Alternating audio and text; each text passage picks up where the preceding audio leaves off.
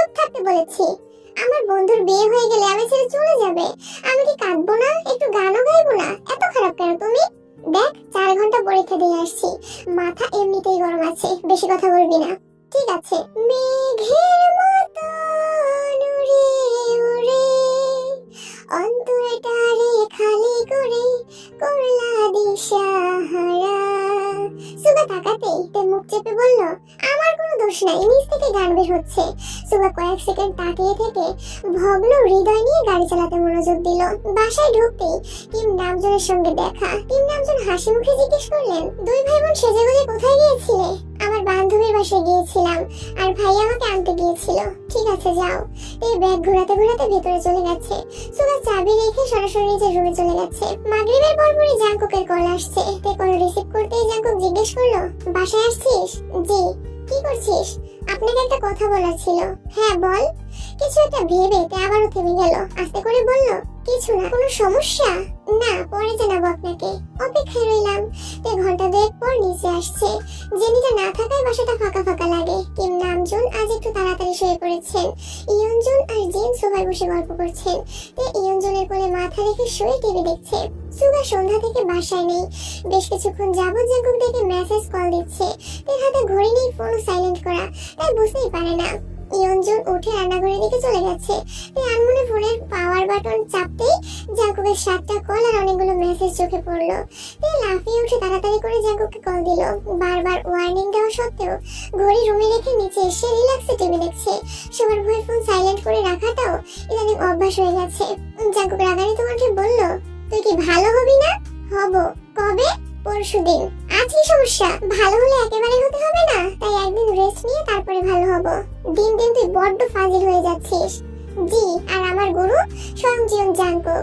Jungkook না চাইতেও হেসে ফেলল। মুখের গম্ভীর ভাব মুহূর্তেই সরে গেছে। ধীর কণ্ঠে বলল, সুগা কোথায়? জানি না। সমস্যা কোনো? আমি কি জানি কার মনে কি চলে সেটা দেখার দায়িত্ব কি আমার নাকি? না, কিন্তু তোর নামে বিচার দিল কেন? তে পর্যায়ে আটকে উঠলো। মনে মনে প্রচুর ভয় পাচ্ছে। যদি সত্যি সত্যি মুখলেস মিয়ার কথা বলে দেয় তখন কি হবে? মুখলেস মিয়ার সম্পর্কে জিমিনের দাদা হয়। রক্তের সম্পর্ক না থাকলেও জিমিনের আব্বুর সাথে মোটামুটি ভালো সম্পর্ক আছে। কিছুদিন আগে তে এমনিতেই জিমিনদের বাসায় গিয়েছিল। তখন মুখলেস মিয়া ওদের ডেকে সিঙ্গারা আর পেঁয়াজও খাইয়েছিল। সেখানেই মজার ছলে জিমিনকে বিয়ের কথা বলেছিল। জিমিন আর তে সেই কথা বেমালুম ভুলে গিয়েছিল। তবে আজ জিমিনদের বাসায় যাওয়ার সময় আবার সেই মুখলেস মিয়া দেখা। শালি শালি ডেকে রিক্সা থামিয়ে এর খোঁজ খবর নিয়েছে। ওনার কথা মাথায় ছিল বলে সুগাকে রাগানোর জন্য ইচ্ছে করে ওনার বিয়ের ঘটকালির ব্যাপারে বলেছে। জাঙ্কুকের কানে এসব গেলে আস্ত রাখবে না। তে ভয়ে ভয়ে জানতে চাইল, কি বিচার দিয়েছে? সেসব বাদ দে, ও আছে কোথায়? ফোন দিচ্ছি, রিসিভও করছে না। কি হয়েছে একটু বলবি? তে নাক টেনে কাঁদো কাঁদো কণ্ঠে বলল, ও আপনি এতগুলো কল ভাইয়ার জন্য দিচ্ছিলেন? আমি আরো ভাবছিলাম আমার জন্য। ভাইয়া বাসায় আসলে জানাবো আপনাকে। বাই। কল কাটলে স্বপ্নে এসে থাপ্পড় দিব বলে রাখলাম। স্বপ্নে আমার থাপ্পড় না দিয়ে টর্চ লাইট নিয়ে নিজের ভাইকে খুঁজতে থাকুন, সেটা বেশি কাজে দিবে। এইবারে সবাই স্বার্থপর, শুধু নিজের স্বার্থই বোঝে। আপনার লেকচার শেষ হলে অনুগ্রহ করে বলুন কি হয়েছে। জিমিনের কিছু হয়েছে? বাহ বাহ, অসাধারণ। এখন জিমিনের খোঁজ নিচ্ছেন, অথচ আমি জলজন্ত একটা মানুষ 8 মিনিট 42 সেকেন্ড যাবত কথা বলছি।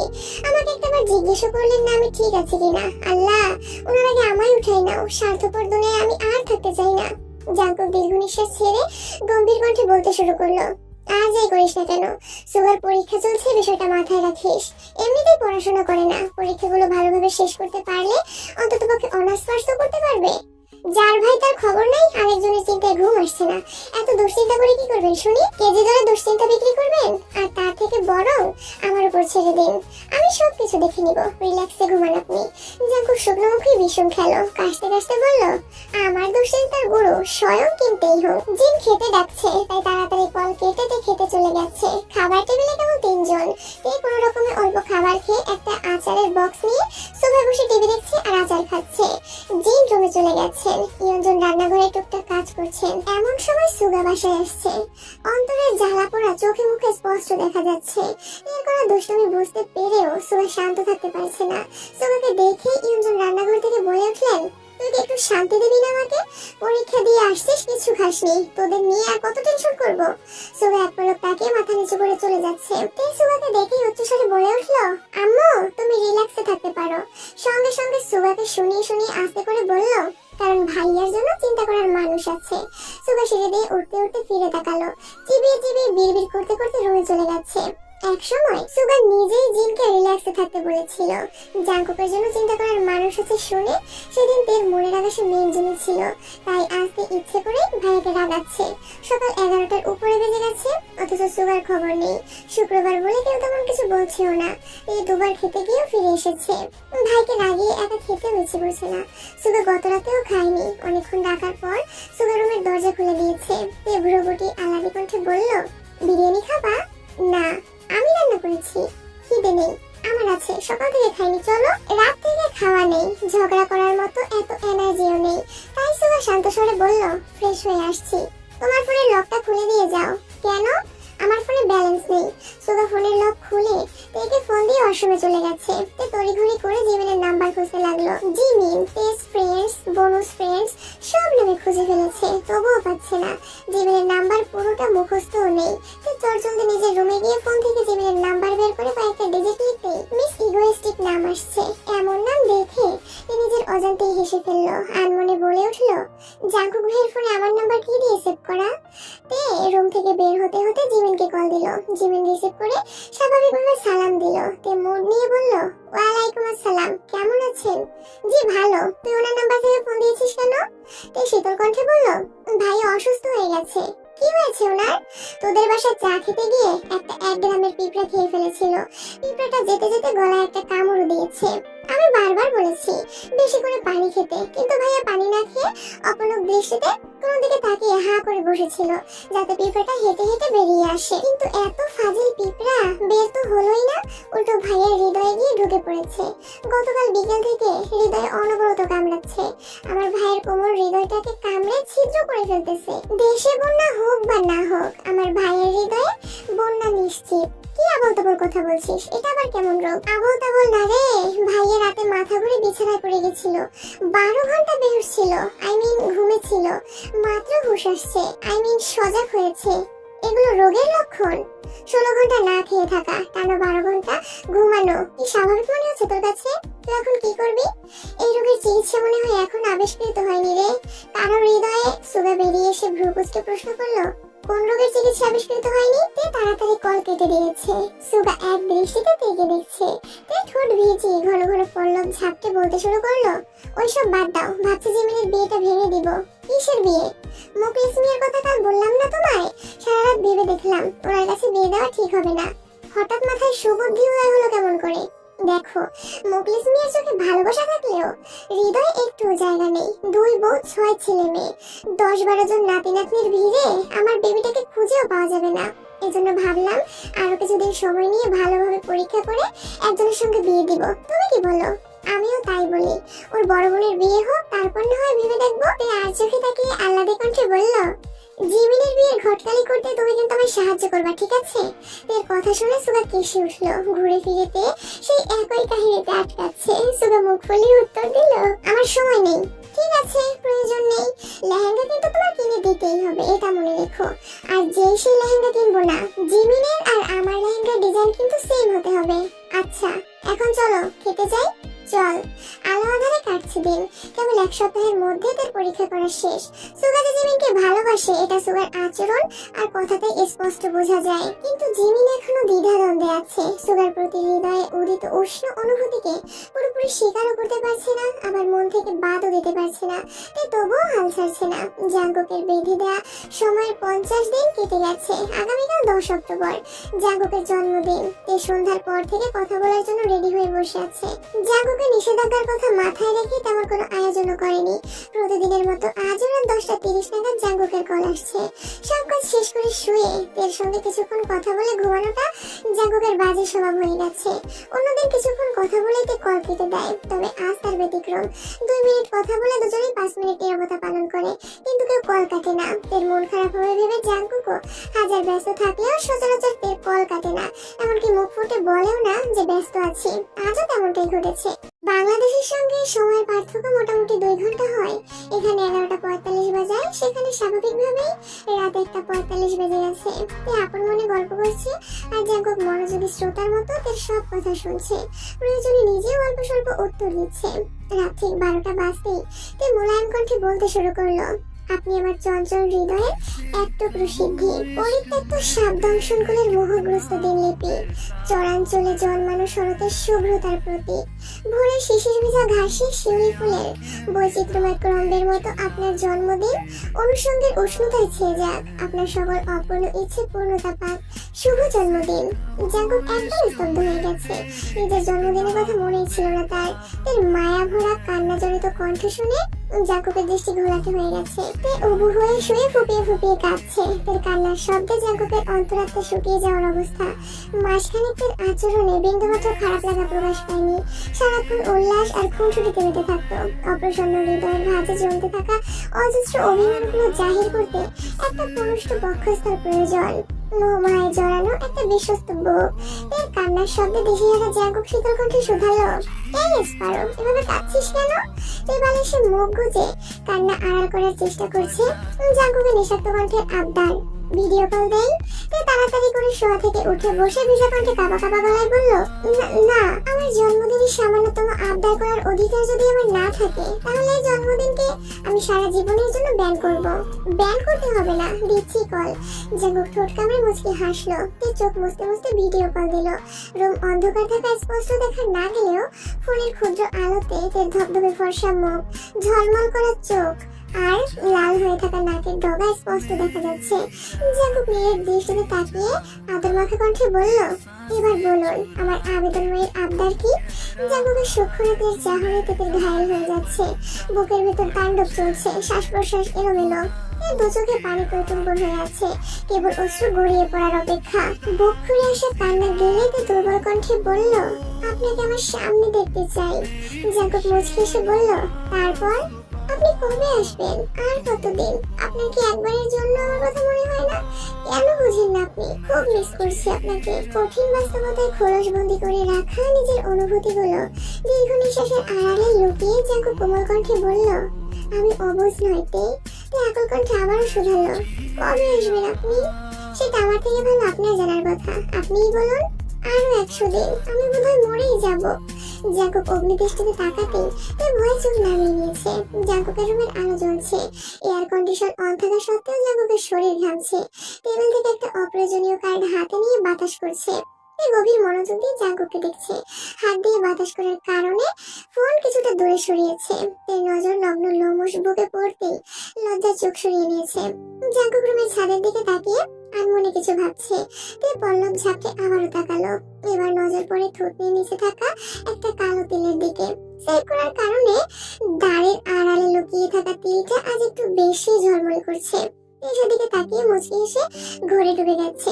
জাঙ্কুক নিঃশব্দ কণ্ঠে বলল, এই যে প্রলয়ঙ্কারী, কতবার বলবো এভাবে তাকালে কুচকুচ হতা হে, তুম নেই সমঝেগা। তে লাজুক হেসে চোখ ঘোরাতে চেঁচিয়ে উঠলো, আপনার পেছনে কে? তে চেঁচানোতে জাঙ্কুক লাফিয়ে উঠেছে। আশেপাশে তাকিয়ে শক্ত কণ্ঠে বলল, কোথায় কে? আমি দেখেছি কে জানি চলে গেছে এখান থেকে। রুমে কেউ নেই, পর্দা নড়ছে, সম্ভবত এটাই চোখে পড়েছে।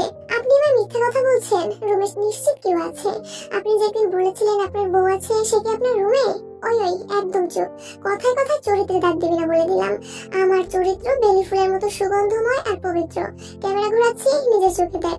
জাঙ্কুক ক্যামেরা ঘুরিয়ে সম্পূর্ণ রুম ঘুরিয়ে দেখিয়েছে। সবশেষে তে মলিন হেসে বলল, আচ্ছা মানছি। মনের ভিতর শুধু সন্দেহ আর সন্দেহ। গরম পানি খেয়ে অবশেষে চারাগুলো মেরে অন্ততপক্ষে কিছু সংখ্যক বিশ্বাসের চারা রোপণ করিয়েন। ঘুম পাচ্ছে, ঘুমান। বেশ কিছুদিন কেটে গেছে। তে আজ সকাল সকাল ভার্সিটিতে এসে বসে আছে। জিমিন আসতেই ছুটে গিয়ে খুশিতে গদগদ হয়ে একটা কিটক্যাট চকলেট ধরিয়ে দিল। জিমিন অবাক চোখে তাকিয়ে প্রশ্ন করলো, এত খুশি কেন আজ? তে একটা চকলেট ছিঁড়ে খাচ্ছে। তে দেখা দেখে জিমিনও নিজের চকলেটটা খেতে শুরু করলো। জিমিন আর তে পাশাপাশি হাঁটছে। তে আচমকা বলে উঠলো, শুক্রবার ভাইয়ের জন্য বউ দেখতে যাব। সঙ্গে সঙ্গে জিমিনের পা থেমে গেছে, গলায় চকলেট আটকে গেছে, নির্বাক চোখে তাকিয়ে আছে। তে পেছনে ঘুরে স্বাভাবিক কণ্ঠে বলল, ক্লাসে চল, মেয়ে দেখাচ্ছি। জিমিন চেহারায় বিষণ্ণতার ছাপ নিয়ে এলো। অর্ধেক খাওয়া চকলেট পুনরায় থেকে ফেরত দিয়ে দিয়েছে। বেঞ্চে বসতেই তে একটা মেয়ের ছবি বের করে দিয়েছে। জিমিন না তাকিয়ে চাপা সরে বলল, আমায় দেখাচ্ছিস কেন? তুই আমার বেস্ট ফ্রেন্ড, তুই দেখবি না? দরকার নেই, দেখ না। জিমিন এবার ছবির দিকে তাকালো। মেয়েটা দেখতে সুগার থেকেও অনেক বেশি গোলমোলো, গালে টোলও পড়ে, দেখতে বেশ সুন্দরী। জিমিন ঢোক গিলে ছোট করে বলল, ভালো, শুধু ভালো? আমার কিন্তু অনেক বেশি পছন্দ হয়েছে। আর জাঙ্কুক ভাইকে দেখাবো, ওনাও ঠিক পছন্দ হবে। জিমিন অন্যদিকে তাকিয়ে প্রশ্ন করলো, তোর ভাইয়ের পছন্দ হয়েছে? ভাইয়া তো একদম পাগল হয়ে গেছে, আজ বললে আজ বিয়ে করে ফেলবে। তাছাড়া ছবিটা ভাইয়াই দিয়েছে আমাকে। তুই মনে মনে বলল, আল্লাহ, মিথ্যা বলছি বলে মাফ করে দিও প্লিজ। জিমিন ভ্রুকুচকে তের দিকে কিছুক্ষণ তাকিয়ে থেকে গলা খাকারে দিয়ে বলল, ভালোই, তুই তো তোর ভাবি পেয়ে গেছিস। হ্যাঁ, আগামী শুক্রবার দেখতে যাব, তারপর বিকেলে তোর সঙ্গে দেখা করব, ঠিক আছে? আমার সঙ্গে দেখা করতে হবে কেন? মেয়ে পছন্দ হয়েছে কিনা তা জানাতে হবে না? তার প্রয়োজন নেই, বিয়ে হলে নিশ্চয়ই শুনবো।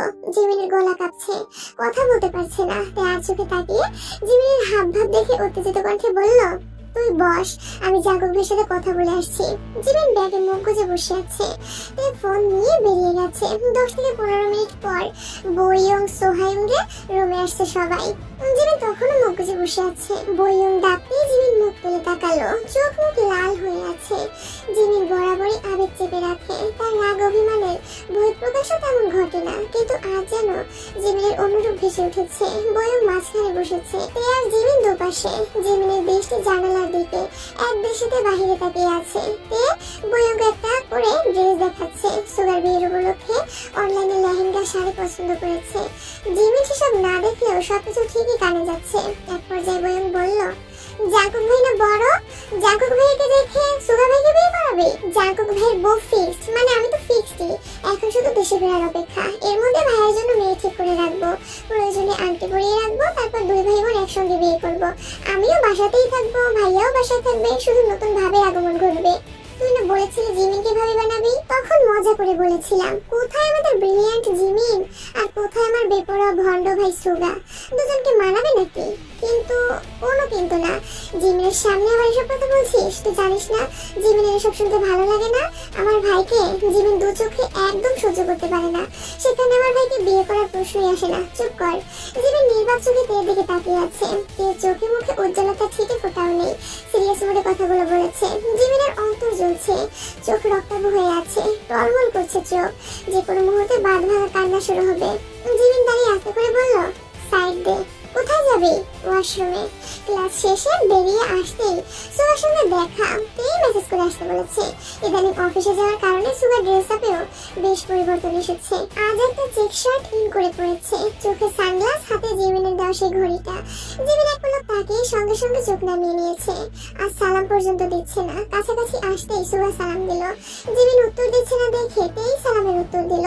সুগা জিমিনকে উদ্দেশ্য করে প্রশ্ন করলো, কেমন আছো? জিমিন নির্বিকার ভঙ্গিতে দাঁড়িয়ে আছে। তে নিজের ব্যাগটা গাড়িতে রেখে আলাদা কণ্ঠে বলল, ভাইয়া আমি ওদের সঙ্গে একটু কথা বলে আসি, তোমরা দাঁড়াও। তে দ্রুত সরে গেছে। সুগা এক দৃষ্টিতে জিমিনকে দেখছে। জিমিনের উত্তর না পেয়ে দ্বিতীয়বার প্রশ্ন করলো, তোমার কি কানে সমস্যা? কথা শোনো না? জিমিন চোখ তুলে তাকাতেই সুগার বুকের ভিতরটা ছেদ করে উঠেছে।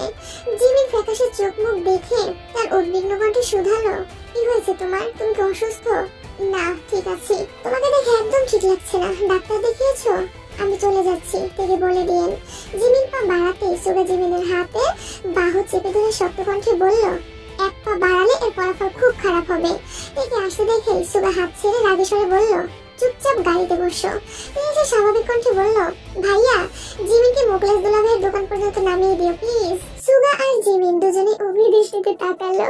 তে ফিক করে হেসে বলল, ও সরি, মোকলেস দুলাভাই না, মোকলেস দাদা। সুগা আবারও বলল, জিমিন গাড়িতে বসো, তাড়াতাড়ি আয়। সুগা গাড়ি চালাচ্ছে। তে জিমিনকে এক এক করে জামা দেখাচ্ছে। শুক্রবারে কি পরবে সেসব ভেবে তে ক্লান্ত হয়ে যাচ্ছে। জিমিন না পারতেও তে এসব পাগলামো সহ্য করছে। সুগা গাড়ি চালানোর ফাঁকে ফাঁকে মিররে জিমিনকে দেখছে।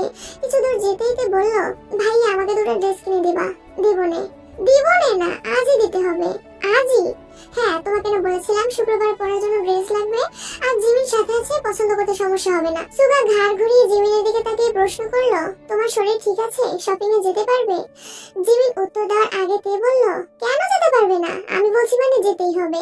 তুমি মনোযোগ দিয়ে গাড়ি চালাও, আব্বুর 2 ডায়মন্ড গাড়িতে বসা, যদি কিছু হয় তাহলে আব্বু তোমার হাড্ডি মাংস আলাদা করে ফেলবে। সামনে তাকাও। 2টা শোরুম ঘুরে এর জন্য 2টা ড্রেস নিয়েছে, আর জেনির জন্য একটা। সুগার এক পরিচিত ভাইয়ের ক্লিনিক থেকে জিমিনের প্রেসার হিমোগ্লোবিন টেস্ট করে জিমিনকে বাসা পর্যন্ত নিয়ে গেছে। তে বারবার বলেছিল মুখলেস দাদার দোকানের সামনে নামিয়ে দিতে, কিন্তু সুগা সোজা বাসার সামনে পর্যন্ত নিয়ে গেছে। যাওয়ার সময় তে জোর করে একটা ড্রেস জিমিনকে দিয়ে শুক্রবারে পরার জন্য বলেছে। জিমিন নিতে না চাইলেও সুগা আর তে জোরাজোরিতে বাধ্য হয়েই নিয়েছে। জিমিন বাসায় ঢোকা পর্যন্ত অপেক্ষা করে তারপর তেকে নিয়ে সুগা বাসার উদ্দেশ্যে রওনা দিয়েছে। যেতে যেতে সুগা প্রশ্ন করলো, তোর বেস্টুরাজ কি হয়েছে? উল্টাপাল্টা আচরণ করছিল কেন? টিকটিকি খামচি মারছে, এজন্য মাথা ঠিক নেই। টিকটিকি খামচি দেয়? আরে বাবা, স্বপ্নে দিচ্ছে, স্বপ্নে সব সম্ভব, বুঝছো? ভাইয়া ঠিকই বলে, এক তার ছিঁড়া তুই, আরেক তার ছিঁড়া তোর বান্ধবী। তোদের যন্ত্রণায় আমার পাগল পাগল লাগছে। পাবনা যাবা? মরতে না ঘুরতে? সুগা চোখ রাঙাতেই তে দাঁত বের করে হাসলো। আজ শুক্রবার, সকাল থেকে তে একাই বাড়িঘর মাতিয়ে রেখেছে। এই ফেসিয়াল করছে, এই চোখে শশা লাগিয়ে বসে আছে, চুলের যত্ন নিচ্ছে। সুগা ঘন্টাখানেক সোফায় বসে তের কর্মকাণ্ড দেখছে। এক পর্যায়ে জেনিকে টেনে নিয়ে আসছে, দুজনে ফিসফিস করে কথা বলছে আর রূপচর্চা করছে। সুগা অনেকক্ষণ খেয়াল করে হঠাৎ জিজ্ঞেস করলো, এত সাজুগুজু করার কারণ কি? কোথায় যাবি তোরা? ঘুরতে। একা যাওয়া যাবে না, যেখানেই যাস আমি নিয়ে যাব। তে আটকে উঠে বলল, আজকে অন্তত পক্ষে তোমাকে যেতে হবে না। তাহলে অনুমতিও আমি দিতে পারবো না, আব্বুকে বলে অনুমতি নিও, আমি ডিরেক্ট যেতে দেব। তে কপালে কয়েক স্তর ভাঁজ ফেলে গুরুতর কণ্ঠে বলল, আজ যেতে না দিয়ে তুমিই পস্তাবে, আর কিছুই বলবো না আমি। সুগা চোখ ছোট ছোট করে গম্ভীর কণ্ঠে জানতে চাইলো, আমি পস্তাবো কেন? তে এপাশ ওপাশ মাথা দুলিয়ে আস্তে করে বলল, বলবো না, না বললে যেতেও দেব না কিন্তু।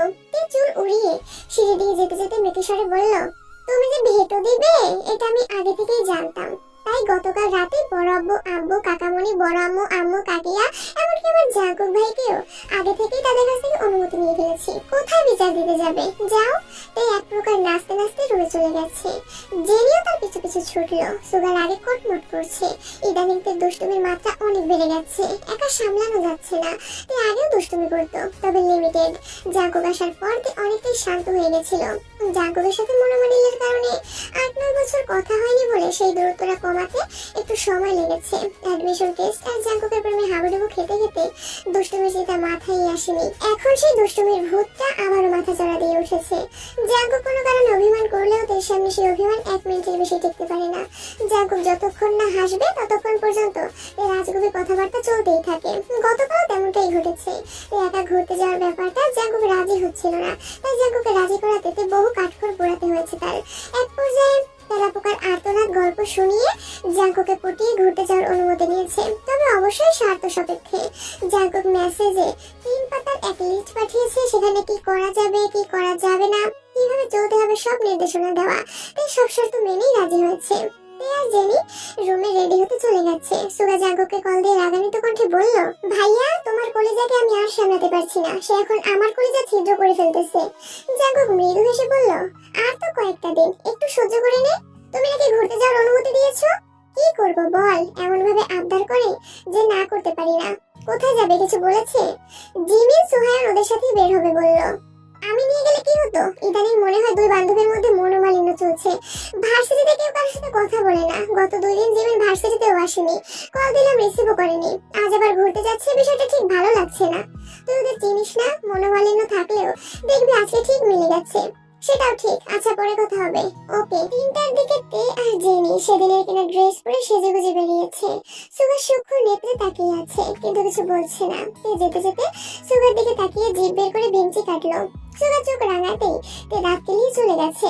বাসার সামনে থেকে রিক্সা করে 2 বোন গন্তব্যের উদ্দেশ্যে রওনা দিল। ফোনের লোকেশন দেখে সোহায়নদের দেওয়া ঠিকানা পর্যন্ত পৌঁছেছে। জিমিন আগে থেকে সেখানে উপস্থিত। সোহায়ন আর লিজাংসুর কাছে একটা বসায়া থাকে, সেখানে থেকে একটা টেবিল এনে একটা খালি জায়গায় রেখে তার উপর কেকের বক্স রেখেছে। আজ লিজাংসুকের মিথ্যা জন্মদিন, সেই উপলক্ষে এই আয়োজন। গত 5 দিন জীবনের সাথে তের কোনো কথা হয়নি বললেই চলে। ক্লাসে দেখা হলেও তে সারাক্ষণ শুধু ভাইয়ের বিয়ে নিয়ে বকবক করেছে। গত 2 দিন জিমিন ক্লাসেও আসেনি। জিমিনের ব্যাপারে কথা বলার জন্য গত পরশুদিন জিমিনের অনুপস্থিতিতে সোহায়নদের সাথে আলোচনায় বসেছিল তে। এর প্ল্যান জানিয়ে সবার মতামত নিয়ে সবকিছু রেডি করেছে। এমনকি সোহায়নদের থ্রেটও দিয়েছে যেন জাঙ্কুক বা সুগা কিছু জানতে না পারে। সেদিনই সোহায়নদের আনব্লক করে ফেসবুকে অ্যাড করে ওদের দিয়ে একটা গ্রুপ খুলিয়েছে। সেখানে গত 2 দিন তে আর জেনি যা যা বলেছে করেছে সব আপডেট দিয়েছে। এমনকি গতকাল বিকেলে জেনি, লিমিনহো আর তে মিলে সুগাকে জোর করে ফেসিয়াল করিয়েছে। সেই ছবি তুলেও গ্রুপে দিয়েছে। জিমিন সব মেসেজ দেখলেও কোনো রিপ্লাই করেনি। সুগার ফেসিয়ালের ছবি দেখার পর থেকে জিমিন নেটেও নেই। তে সন্ধ্যার পর বয়ংকে দিয়ে জিমিনের নম্বরে কল দিয়েছিল। 2-3 বার কল দেওয়ার পর জিমিন কল রিসিভ করে জানিয়েছে জিমিনের 104 ডিগ্রি জ্বর। রাতে বয়ং আরো 2-3 বার কল দিয়ে খোঁজ দিয়েছে, কিন্তু তে একবারও কল দেয়নি। আজ দুপুরে সোহায়ন জিমিনকে কল দিয়ে খোঁজ খবর নিয়েছে। জিমিন শরীরের তখনও জ্বর ছিল, তবে কম। সোহায়ন লিজাংসুকের জন্মদিনের কথা জানিয়ে খুব জোরাজোরি করে রাজি করেছে। সাথে এটাও বলেছে যেন তেল দেওয়া ড্রেসটা পরে আসে। জিমি তখন জিজ্ঞেস করেছিল, আমি যে অসুস্থ এটা কি তে জানে? সোহায়ন স্বাভাবিক কণ্ঠে উত্তর দিয়েছিল, জানলেই বাকি, তেল এখন তোর কথা ভাবার সময় আছে নাকি? সে এখন তার ভাবিকে নিয়ে ব্যস্ত। জিমিন আর কিছু না বলে কল কেটে দিয়েছিল। শুধুমাত্র বন্ধুদের কথা ভেবে শরীরের জ্বর নিয়েও জিমিন আসছে। এর দুহাত পেছনে রেখে সোজা টেবিলের কাছে দাঁড়ালো। জেনিতের পাশে দাঁড়িয়ে সবাইকে সালাম দিয়ে জিমিনকে উদ্দেশ্য করে জিজ্ঞেস করলো, জিমিন আপু তুমি কি অসুস্থ? জিমিন উত্তর দেওয়ার আগেই তে জেনির দিকে তাকিয়ে রাগী স্বরে বলল, তুই কি জিমিনের খোঁজ নিতে আসছিস? যার জন্মদিন তাকে উইশ কর। সরি। জেনি পরপর সোহায়নের দিকে তাকিয়ে বলল, হ্যাপি বার্থডে লিজাংসুক ভাইয়া। আমি লিজাংসুক না, সোহায়ন। জানি এখন আমি কি করব? না মানে আমার দিকে তাকিয়ে উইশ করলা তাই বললাম, ইচ্ছে করেই করেছি। মানে? জেনি মেকি স্বরে শুধালো, আজ কার জন্মদিন? জেনি মনে মনে বিড়বিড় করলো, জন্মদিনের নামগন্ধ নেই, উইশ নিয়ে পড়ে আছে। আরে বাদ দে, জন্মদিন যারই হোক, কেক সবাই মিলে খাবো। তাড়াতাড়ি কর, বাসায় যেতে হবে। বাইকে আসার সময় ছুরিটা রাস্তায় পড়ে ভেঙে গেছে। তেকে বলছিলাম ছুরি নিয়ে আসতে। তেকে উদ্দেশ্য করে শুধালো, ছুরি আনছিস?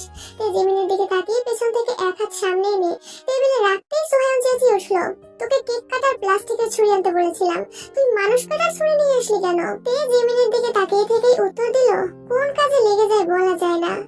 আরে ভাবি আমাদের সেই মুডে আছে, আজ স্পার করেই ছাড়বে। জিমিন ঢোক গিলে শান্ত কণ্ঠে বলল, ওর মুড়ে থাকার দিন ও তো মুড়ে থাকবেই। কেক কাটলে কাট, না হয় আমি চলে যাব। তাই ছুরিটা এপাশ ওপাশ ঘুরিয়ে কাঠের টেবিলের মাঝ বরাবর ছুরিটা কুপতে কুপতে রাগান্বিত কণ্ঠে হুঙ্কার দিল, আজ এখানে আমি ছাড়া কারো কথা চলবে না। তের এমন আচরণে জিমিন সহ সবাই কেঁপে উঠল। তে জিমিনের দিকে তাকিয়ে ধীর কণ্ঠে বলল, তোকে লাস্ট ওয়ার্নিং দিচ্ছি, আমার সাথে নাটক করার চেষ্টাও করবি না। তাল বাহানা করলে একদম মেরে গাছতলায় ফেলে চলে যাব। জিমিন ভ্রু গুটিয়ে গম্ভীর কণ্ঠে জিজ্ঞেস করলো, কি হয়েছে তোর? স্নিগ্ধ শীতল হাওয়া বইছে।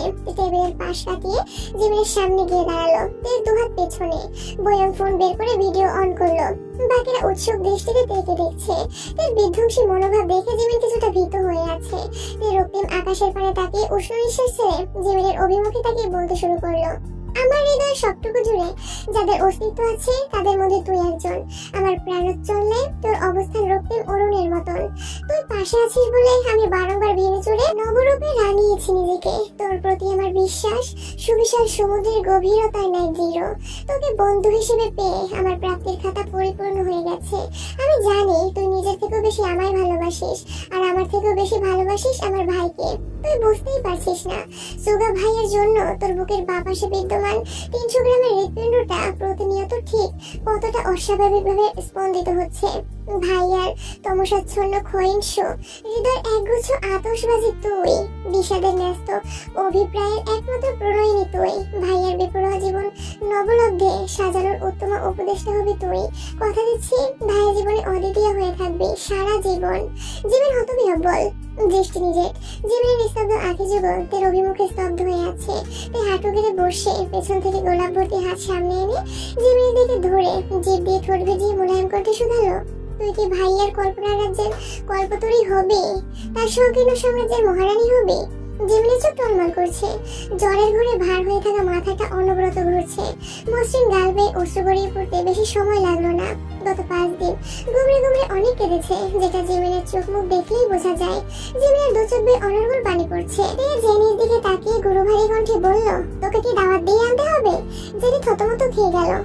সরি, তোমার কথা শুনে টাসকি খেয়ে গিয়েছিলাম। জেনি এগিয়ে এসে তের পাশে হাঁটু গেড়ে বসে সেই ফুলের তোড়ায় হাত রেখে দুজনে একসঙ্গে উচ্চস্বরে বলে উঠল, আপনি কি আমাদের ভাবি হবেন? মিনিয়ঙ্গির একমাত্র বউ হবেন? জিমিনের শরীর কাঁপছে, ভেজা চোখে তে আর জেনের দিকে তাকিয়ে আছে। লি জাংসুক ভারী কণ্ঠে বলল, জিমিন ভাবে তাড়াতাড়ি রাজি হন, নয়তো তে ভাবের মাথা আবার গরম হয়ে যাবে। জিমিন সবার দিকে তাকালো। সোহায়ন, লি জাংসুক, বয়ং সবাই একসঙ্গে দাঁড়িয়ে আছে। বয়ং ভিডিও করছে। জিমিন পুনরায় তের দিকে তাকালো। তে স্ট্রং থাকলেও জেনি এক পায়ের উপর নিজের ভর রাখতে না পেরে তের উপর হেলে পড়ছে। তে তড়িঘড়ি করে চেঁচিয়ে উঠল, আরে বেরি তাড়াতাড়ি হ্যাঁ বল, পড়ে যাচ্ছি তো। জিমিন ফুল ধরতে ধরতে বিহ্বলতায় উত্তর দিল, ইনশাআল্লাহ তোমাদের ভাবি হব আমি। ততক্ষণে জেনি শরীরের ভরে মাটিতে পড়ে গেছে। জেনি তের উপর পড়েছে। জিমিন এক হাতে ফুল অন্য হাতে তের ঘাট ধরে আটকাতে গিয়ে নিজের অন্যায় টান খেয়ে জিমিনও তের উপর পড়েছে। জিমিন তখনও এক হাতে তের কাঁধ আঁকড়ে ধরে আছে, যেন মাথায় চাপ না খায়। বয়মের ভিডিও তখনও চলমান। অন্যরা দ্রুত এগিয়ে আছে, টেনে তুলছে তাদের। জেনির পায়ে অল্প চাপ খেয়েছে, তাই ব্যথায় আর্তনাদ করছে। বয়ং সোহায়নকে ফোন দিয়ে তাড়াতাড়ি তে আর জিমিনকে টেনে তুলেছে। ব্যথা পেয়েছে যেমন, তেমনই নতুন জামাগুলোতে মাটি আর ময়লা লেগে যাচ্ছে, তাই অবস্থা হয়ে গেছে। সোহায়ন, লি জাংসুক আর বয়ং হাসতে হাসতে একদম বসে পড়েছে। সোহায়ন হাসতে হাসতে বলল, ভাই, আমার জীবনের দেখা সেরা প্রপোজ, সারা জীবন মনে থাকবে। দেখবি তোদের নরভাবের সম্পর্ক সারা জীবন এমনই থাকবে। যাই করতে যাবি একটা করে অঘটন ঘটাবি। হুঙ্কার দিয়ে উঠলো, চুপ থাক, নয়তো তোর মুখে কষ্টেপ লাগিয়ে দিব।